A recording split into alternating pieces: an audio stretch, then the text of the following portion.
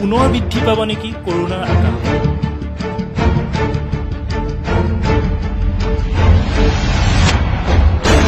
অনাগত দিনবোৰ সুৰক্ষিত হ'বনে অসম?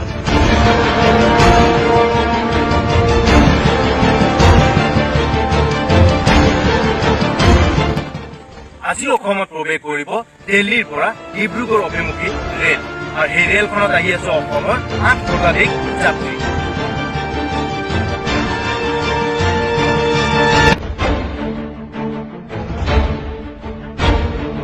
সঁচাকৈ কালৰূপী কৰোনাই মহামাৰীৰ ৰূপ ল'ব নেকি?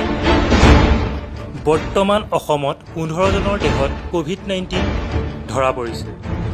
এই বিষয়টো সঁচাকৈ এক চিন্তনীয় বিষয় হৈ পৰিছে। অসম চৰকাৰে সেই যাত্ৰীসকলৰ ওপৰত কেনেধৰণৰ ভূমিকা গ্ৰহণ কৰিব?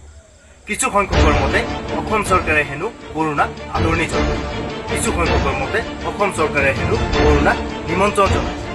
এই ক্ষেত্ৰত অসম চৰকাৰৰ ভূমিকা কি হ'ব? সঁচাকৈ এক চিন্তনীয় বিষয় হৈ পৰিছে। গতিকে আমি চেনেল 6ৰ তৰফৰ পৰা আপোনালোকক ক'ব বিচাৰিছোঁ, আপোনালোকে ঘৰতে থাকক, সুৰক্ষিত থাকক, নিজে বচক, আনকো বচাওক, চাই থাকক channel 6 the voice of north east.